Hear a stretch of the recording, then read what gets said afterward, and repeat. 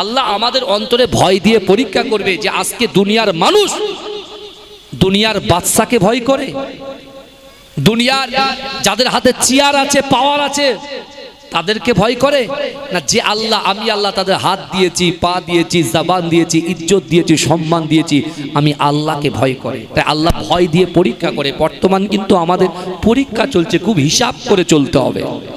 সাহায্য করনেওয়ালার মালিক কে? এই আমরা চাইবো কার কাছে? বিপদ থেকে মুক্তি পাওয়ার জন্য দোয়া চাইবো কার কাছে? সেই আল্লাহর কাছে।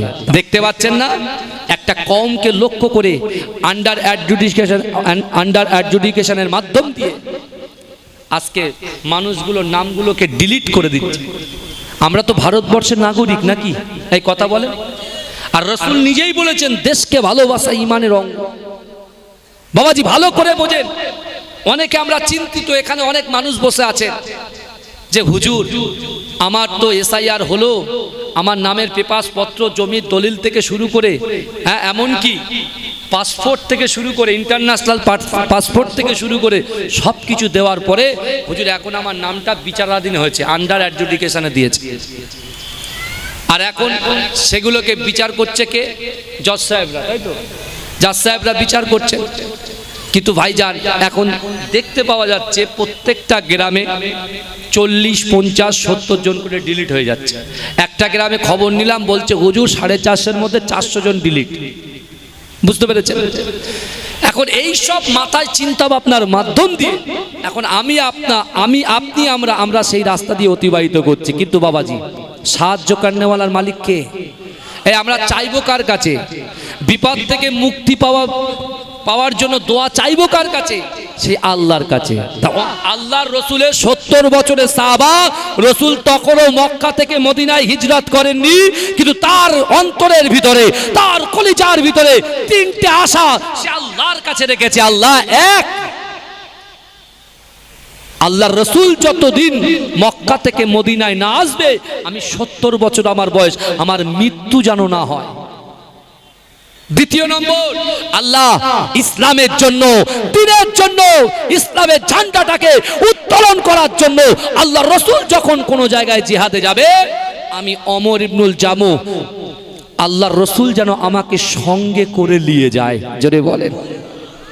তৃতীয় নম্বর, আল্লাহ ওই জিহাদের ময়দানে কাফেরদেরকে জাহান্নামে পাঠিয়ে আমি ওমর ইবনুল জামু যেন ওই মাটিতে শহীদ হয়ে যায়, আর আমার লাশ যেন বাড়িতে ফিরে না আসে। এই শুনছেন আপনারা? শুনছেন? নিয়ত করছে, দেখেন নিয়ত তো আমরাও করি। তা আল্লাহ সামনে পিছনে ডান দিকে বাদিকে থাকে, বান্দা নিয়ত করছে, ভালো করে বোঝেন। তো ওমর ইবনুল জামু যখন নিয়ত করেছেন, নিয়ত করে যাচ্ছেন, কিন্তু দেখা যাচ্ছে হযরতে ওমর ইবনুল জামু যে নিয়তটা করেছেন, আল্লাহ সত্যি সত্যি সে নিয়তটাকে কবুল করে নিয়েছেন। জোরে বলেন। এজন্য বলবেন না, আল্লাহর রসুলের উনি যে নিয়ত করেছেন, আল্লাহ রসুল যে বার্তা দিয়েছিলেন, আল্লাহকে ভয় করতে হবে, রসুলকে মোহাব্বত করতে হবে, নামাজ আদায় করতে হবে। বাবাজি আল্লাহ কোরআনে বলছেন, বান্দা অহুম লা ইফতানুন, আমি আল্লাহ পরীক্ষা করি। ওমর ইবনুল জামু তার মনের কথাটা আল্লাহর কাছে উপস্থাপন করেছেন। আর ওদিকে, এই ভালো করে শোনেন, ওদিকে বিশ্বনবী রাসূলুল্লাহ সাল্লাল্লাহু আলাইহি ওয়াসাল্লামের মুহাব্বতে সাহাবা, যার নাম হচ্ছে হযরতে বেলাল, সবেমাত্র উমাইয়া ইবনে খালফের অত্যাচার, লাঞ্ছিত, বঞ্চিত সবকিছু সহ্য করার পরে সে যখন রাসূলুল্লাহর হাতে হাত দিয়ে কালেমা পড়েছিলেন, ঠিক সেই সময় উমাইয়া ইবনে খালফ বেলালকে খুব অত্যাচার করেছিলেন। বুঝতে পেরেছেন? তো এত অত্যাচার করেছে, সে অত্যাচার এত দ্বিগুণ বাড়িয়ে দিয়েছিল, বেলাল সহ্য করতে পারেনি। কিন্তু তারপরেও বেলালকে রাসূলুল্লাহ থেকে দূরে সরাতে পারেনি। বেলাল একটু সুযোগ পেয়েছে, কাবা শরীফে চলে গেছে। ভালো করে বোঝেন, কাবা শরীফে ঢুকেছে। কে? বেলাল হুজুর কাবা শরীফে ঢুকেছে। বেলাল ছিল কালো, বেলাল ছিল বেটে। ভালো করে বোঝেন। আর ওদিকে ওমর ইবনুল জামু দোয়া করেছেন আল্লাহর কাছে, 3টে বিষয়ে দোয়া করেছেন। হ্যাঁ, বেলাল হুজুর যখন কাবা শরীফে ঢুকে তওয়াফ করছেন, লাব্বাইক আল্লাহুম্মা লাব্বাইক লাব্বাইক লা শারীকা লাকা লাব্বাইক ইন্নাল হামদা ওয়ান নি'মাতা লাকা ওয়াল মুলক লা শারীকা লাক। এখন আগে রাসূলুল্লাহর সময় আবু জেহেল ও কাবা শরীফ তওয়াফ করত। আবু লাহাব এরাও কাবা শরীফ তওয়াফ করতে, এই শুনছেন আপনারা? আবু জেহেল, আবু লাহাব, উতবা এরা সবাই কাবা শরীফ তওয়াফ করত। তা বেলাল যখন কাবা শরীফ তওয়াফ করছেন, আবু জেহেল বলছে বেলাল দাঁড়াও, সাক্ষাৎ হয়ে গেছে face to face. Abu Jahl বলছে বেলাল দাঁড়াও। বেলাল হুজুর দাঁড়িয়েছে, বলছে তুমি এখানে কেন? তুমি এখানে কেন? কোন গোলামদের জন্য কাবা শরীফ নয়, এই শুনছেন? কোন গরিবদের জন্য কাবা শরীফ নয়।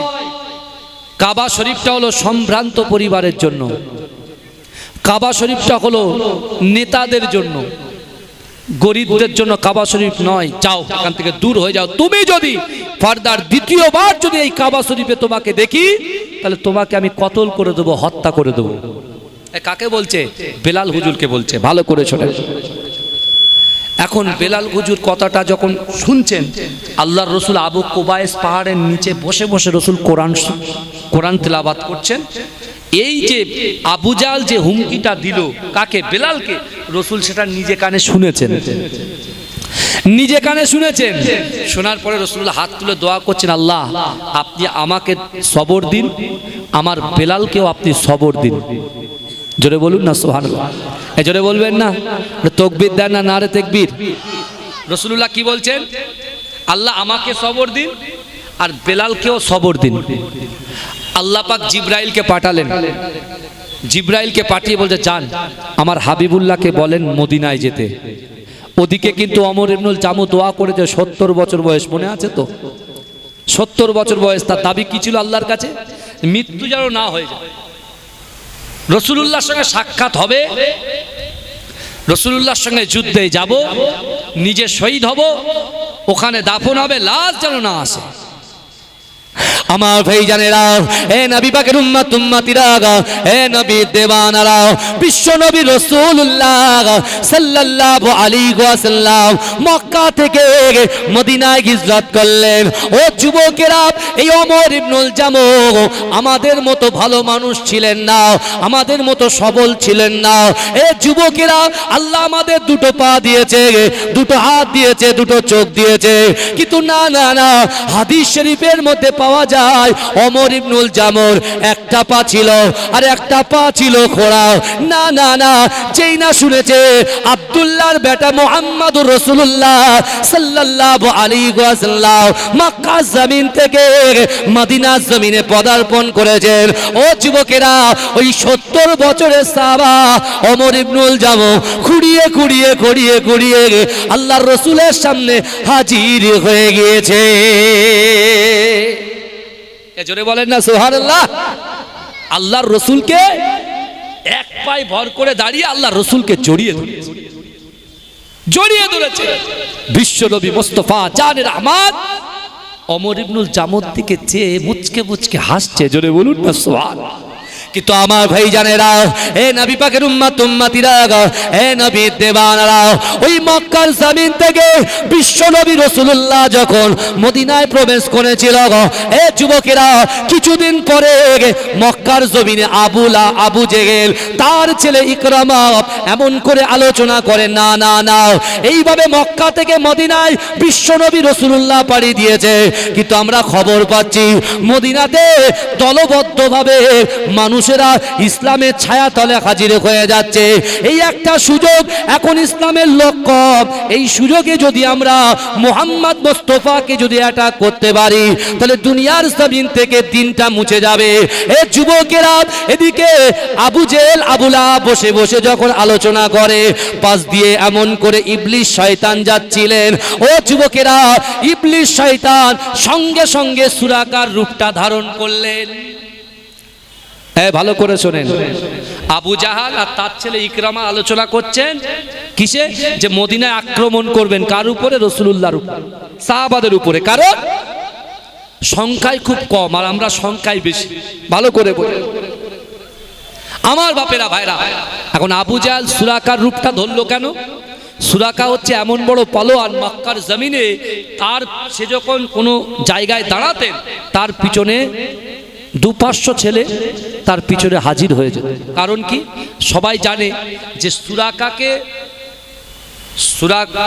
সুরাকার কাছ থেকে লড়ে আমাদের পিছনে আর কেউ আসতে পারবে না। বুঝতে পারছেন?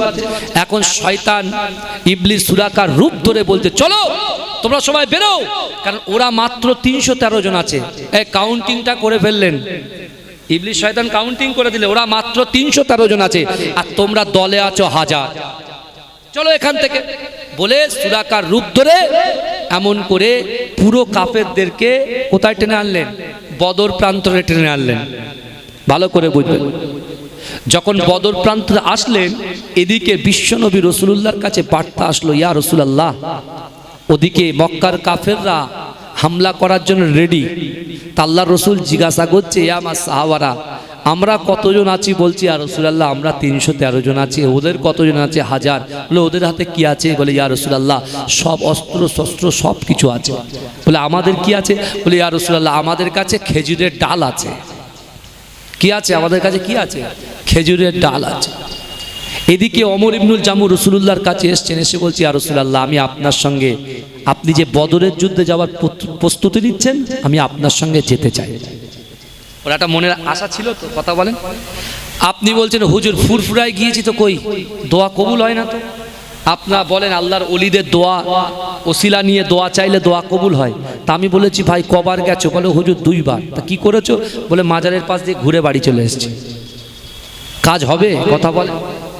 আপনি নামাজ পড়বেন না, রোজা রাখবেন না, জাকাত দেবেন না, দান খায়রাত করবেন না, বড়দেরকে সম্মান করবেন না, ছোটদেরকে স্নেহ করবেন না, আপনার পিতা মাতাকে মহাব্বত করবেন না, তা আল্লাহর সাহায্য আসবে কি করে? তো ওমর ইবনুল জামু আল্লাহ রাসূলের কাছে গিয়ে বলছে, ইয়া রাসূলুল্লাহ, আপনি কিন্তু প্রস্তুতি নিচ্ছেন বদরের যুদ্ধে যাওয়ার, কিন্তু ইয়া রাসূলুল্লাহ, আমি আপনার সঙ্গে যেতে চাই। আল্লাহ রাসূল বলছে, না, তুমি যুদ্ধে যেতে পারবে না, তোমার শরীর অসুস্থ। ব্যাস, একটাও বাক্য লাভ করলেন। কি মহব্বত দেখে! আর আমরা হলে না, যেতেই হবে না বলে রাগ করে বেরিয়ে চলে যাবে। এরকম আছে না নাই? কথা বলে। ওমর ইবনুল জামু সোজা গেলেন কোথায় জানেন? আপনি আশ্চর্য হয়ে যাবেন, হাদিস শরীফে লেখা আছে, পড়ছিলাম। হ্যাঁ, ওমর ইবনুল জামু সোজা চলে গেছেন মসজিদে নববীর ভিতরে। জোরে বলেন। আমার যুবকেরা, হে নবী পাকের উম্মতিরা, হে নবী দেবানারা, আল্লাহ রাসূলের সাহাবা ওমর ইবনুল জামু এমন করে মসজিদে নববী শরীফের ভিতরে প্রবেশ করে, ও যুবকেরা, আল্লাহর নামাজে পাটি নামাজ আদায় করে আল্লাহর কাছে দুহাত উত্তোলন করে দোয়া চায়। ওগো রব্বুল আলামিন, আল্লাহ পাক, আমার মনের একটা খয়েশকে আপনি পূরণ করেছেন, একটা নিয়তকে পূরণ করেছেন, এখনো 2টো নিয়ত বাকি আছে। কিন্তু ওগো রব্বুল আলামিন, আল্লাহ পাক, কিছুক্ষণ পরে বিশ্ব নবী রাসূলুল্লাহ মদিনা থেকে বদর প্রান্তরে বার হবে। আল্লাহর রাসূল কিন্তু আমাকে নিয়ে গেলেন না। আল্লাহ আপনি চাইনি বলে আমাকে নিয়ে গেলেন না, কিন্তু আমার কোনো আফসোস নাই, আমার কোনো দুঃখ নাই। ওগো রব্বুল আলামিন, আল্লাহ বদরের যুদ্ধে আল্লাহর রাসূলকে উত্তীর্ণ করে দিয়ে আপনার রহমতের বাড়ি দ্বারা আগামীতে রাসূলুল্লাহ আবার যে যুদ্ধেগুলো যাবে, আল্লাহর রাসূল যেন আমাকে সঙ্গে করে ওই যুদ্ধের ময়দানে নিয়ে যা। এই জোরে বলেন না সুবহানাল্লাহ। কি সুন্দর কথা বললেন যে বদরের যুদ্ধ হচ্ছে, রাসূল নিয়ে গেলেন না, কিন্তু এরপরে তো আরো কিছু হবে, তখন যেন রাসূল আমাকে সাথে করে নিয়ে যায়। আল্লাহ রাসূল সাল্লাল্লাহু আলাইহি ওয়াসাল্লাম ওমর ইবনুল জামুকে যা বললেন উনি মেনে নিলেন, এবং উনি মনে দুঃখ করলেন না, বরঞ্চ আল্লাহর কাছে আশা করলেন যে আল্লাহ আমি চাই এটা হলো না, পরের পারটা হবে, পরের বারে হবে। আল্লাহ রাসূল সাল্লাল্লাহু আলাইহি ওয়াসাল্লাম সাহাবাদেরকে বলছে, চলো, ওরা 1000 আছে তো কি আছে, চলো আমরা 313 জন। রাসূল বদরের ময়দানে গেলেন, বদর প্রান্তরে গেলেন। আল্লাহ রাসূল নামাজ আদায় করে আল্লাহর কাছে দোয়া চাইলেন, আল্লাহ মক্কাতে 13 বছর দিন প্রচার করে, মক্কাতে 13 বছর দিন প্রচার করে মাত্র 313 জন, এই কতজন? মাত্র 313 জন আল্লাহ ইসলামের ছায়াতলে এসেছেন। আল্লাহ এখন যদি কাফেরদের কাছে আমরা পরাস্ত হয়ে যাই, তাহলে দিন বলে আর কিছু থাকবে না। বুঝতে পেরেছেন? আর ওদিকে সুরাকার রূপ ধরে কে আছে? শয়তান ইবলিস আছে, ও হুঙ্কার দিচ্ছে, আর এদের পিছন থেকে শুধু কাটি দিচ্ছে, এরা হুঙ্কার দিচ্ছে শুধু। বুঝতে পেরেছেন? ও মনে করছে এবারে জমানা জব্দ হয়ে যাবে। কিন্তু ভাইজান আল্লাহ বলছেন বান্দা মান কানা লিল্লাহ কানাল্লাহু লাহু, যে ব্যক্তি আমার হয়ে যায় আমি আল্লাহ তার হয়ে যায়। জোরে বল, জোরে বলবেন না? যে ব্যক্তি আমার হয়ে যায় আমি আল্লাহ তার হয়ে যায়। বাবাজি আল্লাহর রসুল দোয়া চান, আল্লাহ আপনার সাহায্যের প্রয়োজন। রসুলুল্লাহ দোয়া শেষ করলেন, আল্লাহ পাক আসমান থেকে 5000 ফেরেশতাকে বদর প্রান্তরে নামিয়ে দিলেন। জোরে বলুন না। যেই বদর প্রান্তরে নামিয়েছে ওদিকে ইবলিস শয়তান যে সুরাকার রূপটা ধরেছিল, ও বড় বড় চোখ বের করে দেখে বলছে ভাই বাঁচতে সাস্তা তোরা মাঠ খালি করে পালা, কারণ আল্লাহর ফোর্স নেমেছে, মানে এখানে দুনিয়ার কোন জমিদার, দুনিয়ার কোন পাওয়ারফুল ম্যান কিচ্ছু করতে পারবে না, হাওয়ায় উড়ে যাবে। জোরে বলুন না সুবহানাল্লাহ, জোরে বলবেন না? কিন্তু ভাইজান এই বদরের যুদ্ধে সব থেকে রসুলুল্লাহকে কষ্ট যে দিয়েছে, লাঞ্ছিত করেছে, আমার রসুলকে অপমান করেছে, আমার রসুলুল্লাহর পিঠের উপরে উটের ভুঁড়ি পর্যন্ত চাপিয়ে দিয়েছে, আল্লাহর রসুলকে কতল করার চক্রান্ত করেছে, আল্লাহ সেই আবু জাহালকে সর্বপ্রথমে বদর প্রান্তরে আল্লাহ জাহান্নামে পাঠিয়ে দিলেন। জোরে বলুন, জোরে বলা যাবে না, জোরে হবে না সুবহানাল্লাহ? চিৎকার দিয়ে বলবেন না সুবহানাল্লাহ? নারে তাকবীর, নারে তাকবীর। আমার ভাইরা, তাই আমাদেরকে নামাজের মাসাল্লাটাকে শক্ত করে ধরতে হবে। বাবাজি এখানেই জয় আছে, বাদ বাকি যা দেখছেন দুনিয়া হচ্ছে সাময়িক সময়ের জন্য। আপনি বলতে পারেন হুজুর অর্থের প্রয়োজন আছে, সংসার চালাতে গেলে অর্থের প্রয়োজন আছে, হ্যাঁ ব্যবসা চালাতে গেলে অর্থের প্রয়োজন আছে। আমি বলছি এ তো আপনার কথা আমার কথা ঠিক। আজকে অলির স্মরণ সভায় আমরা এসেছি, আল্লাহর নেক বান্দাদের স্মরণ সভায় আমরা এসেছি, কিন্তু বাবাজি সেই একজন আল্লাহর ওলি তানার কেতাবের মধ্যে তিনি লিখছেন আমাদের যা ব্যাংক ব্যালেন্স আছে, অর্থ আছে, সম্পদ আছে, সব কিছু হচ্ছে পানির মতো। কিসের মতো বলেন? পানির মতো। এই পকেটে পয়সা আছে, অর্থ আছে, সব কিছু আছে, এই ব্যাংক ব্যালেন্স সম্পদ হচ্ছে পানির মতো। কিসের মতো বলেন? পানির মতো। আর আমরা হচ্ছি নৌকার মতো। আমরা যারা আছি আমরা হচ্ছে নৌকার মতো বা জাহাজের মতো, সামনে পানি, পিছনে পানি, ডান দিকে পানি, বামে পানি। আপনি বলেন নৌকা দুর্বার গতিতে এগিয়ে যাবে, এই কথা বলেন, যাবে তো? তাহলে আপনার সম্পদ, আপনার ধনভাণ্ডার সবকিছু হচ্ছে পানির মতো, আর আমরা হচ্ছে নৌকার মতো। কিন্তু এই যুবকেরা বিশ্বাস করেন, এখন পানির উপরে নৌকা চলছে, কিন্তু ওই পানি নৌকায় যদি ছিদ্র হয়ে যায়, পানি কি হবে? নৌকা উপরে উঠবে, তখন নৌকাটা কি হবে বলেন তো? ডুবে যাবে, সব শেষ। দুনিয়ার মোহে পড়ে, দুনিয়ার লোভে পড়ে, দুনিয়ার লোভ লালসা আমাদেরকে এমন ভাবে আকৃষ্ট করেছে। ওই জন্য আল্লাহ কোরআনে বলছে বান্দা আহাসিবান নাসু আইয়ুতরাকু আইয়াকুলু আমান্না ওহুম লা ইফতানুন। আল্লাহর কোরআন বলছে বান্দা তোমরা যারা ঈমান এনেছো তোমরা কি মনে করো আমি আল্লাহ তোমাদেরকে ছেড়ে দেব? ওহুম লা ইফতানুন, আমি আল্লাহ কি তোমাদের পরীক্ষা করব না? এ যুবকেরা, আল্লাহ অর্থ দিয়ে পরীক্ষা করবে, আল্লাহ সম্পদ দিয়ে পরীক্ষা করবে, আল্লাহ ইলম দিয়ে পরীক্ষা করবে, আল্লাহ মা-বাপকে দিয়ে পরীক্ষা করবে, আল্লাহ ভয় দিয়ে পরীক্ষা করবে, আল্লাহ শরীরে রোগ দিয়ে পরীক্ষা করবে, আল্লাহ আপনার সম্পত্তিকে বাড়িয়ে পরীক্ষা করবে, আল্লাহ আপনার সম্পত্তিকে ক্ষতি করেও পরীক্ষা করবে, রোগ দিয়েও পরীক্ষা করবে। আল্লাহর রাসূল যখন এই কথাগুলো সাহাবাদের মাঝখানে বলছিলেন, একজন সাহাবা দাঁড়িয়ে গিয়ে আল্লাহর রাসূলকে বলছে, ইয়া রাসূলুল্লাহ, ইয়া হাবিবাল্লাহ, হুজুর আল্লাহ বলছে ওহুম লা ইফতানুন, আল্লাহ পরীক্ষা করবে। তা আল্লাহর পরীক্ষায় যদি বান্দাবান্দি উত্তীর্ণ হয়ে যায়, আল্লাহর পরীক্ষায় যদি বান্দাবান্দি উত্তীর্ণ হয়ে যায়, আল্লাহ তাদেরকে কি সাজা দেবে? আল্লাহর রাসূল বলছে যে আমি আল্লাহর রাসূলের ওসিলায় আল্লাহ পাক 8টা জান্নাত সৃষ্টি করেছে। ওই 8টা জান্নাতের ভিতরে সবচাইতে বড় জান্নাত ওই জান্নাতুল ফেরদাউসটা আল্লাহ নসিবে কবুল করে নেবে। জোরে বলে আল্লাহ আল্লাহ। আমার বাবাজিরা ভাইরা চিন্তা করে আল্লাহ পরীক্ষা করবেন।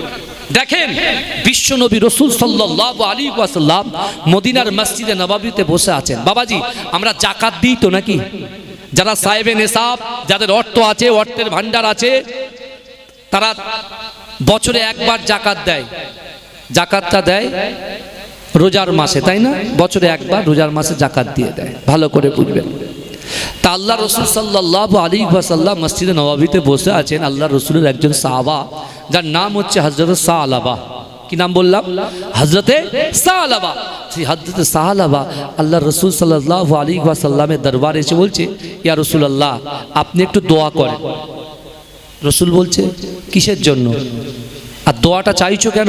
বলছে, ইয়া রাসূলুল্লাহ, আপনি দোয়া করলে আল্লাহ আপনার হাতকে ফেরাবেন না। জোরে বলুন, আল্লাহ আপনার হাতকে ফেরাবেন না। ওই জন্য আমি আপনার কাছে দোয়া চাইতে এসেছি। বলে, কি দোয়া করব? বলে, ইয়া রাসূলুল্লাহ, আপনি আমার জন্য দোয়া করেন, আল্লাহ যেন আমাকে ধনী বানিয়ে দেয়। আল্লাহ যেন আমাকে কি বানিয়ে দেয়?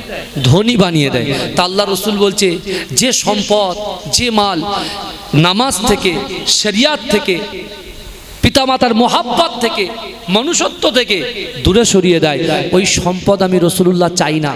আমি দুঃখও পেতে চাই, আমি সুখও পেতে চাই।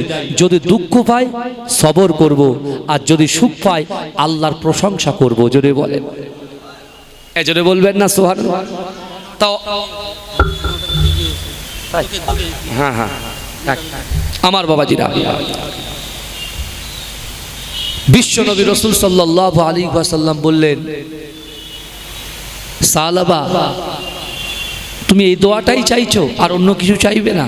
বলছি, ইয়া রাসূলুল্লাহ, না, আপনি এটাই দোয়া করেন। কারণ মদিনাতে বহু মানুষ আছে যারা খেতে পায় না, যাদের মাথার উপরে ছাদ নাই, যারা এতিম, তারা ঘুরে ঘুরে বেড়ায়, আমার কষ্ট হয়। তা আপনি একটু দোয়া করে দেন, আল্লাহ যদি ধনী বানিয়ে দেন তাহলে আমি তাদেরকে সহযোগিতা করব, তাদের পাশে থেকে তাদেরকে হেল্প করব, সাহায্য করব। জোরে বলেন। এরকম ওয়াদা আল্লাহর কাছে আমরা অনেক করেছি। যাই হোক, অনেক বিষয় আছে। যাই হোক, এখানে একটু এসেছি দোয়া নিতে। আলহামদুলিল্লাহ, আমার পাশেই আমার চাচাজান বসে আছে। হ্যাঁ, প্রথম থেকেই একটু এতগুলো মানুষ আপনারা বসে আছেন। আমি আপনাদের মাঝরাইট হুজুর পীর কেবলা আওলাদ, আমার আব্বাজানের সঙ্গে আমি আজ থেকে প্রায় 10 বছর আগে এসেছিলাম, বুঝলেন। আমি কিয়াম করেছি, আব্বা আমাকে সুযোগ করে দিয়েছিল। তখন এই স্টেজে চান্স পাওয়া কোনো খুব মুশকিল, বুঝলেন। তাবড় আমাদের উলামা হযরত গান্ডার সেখানে উপস্থিত থাকতেন। তা আমার আব্বাজানের জন্য দোয়া করবেন। জনাব পীরজাদা একেএম হায়দার আলী হুজুর এর জন্য আপনারা খাস করে দোয়া করবেন। মরহুম আব্দুল জলিল সাহেব হুজুরের জন্য দোয়া করবেন। মরহুম আব্দুল গালিব সাহেব হুজুরের জন্য দোয়া করবেন। আল্লাহ যেন তাদের কবরটাকে নূর দিয়ে ভরে দিক, বলুন আল্লাহুম্মা আমিন। এবং তাদের রুহানি দোয়া, রুহানি ফয়েজ আল্লাহ আমাদের নসিবে কবুল করুন, আল্লাহুম্মা আমিন।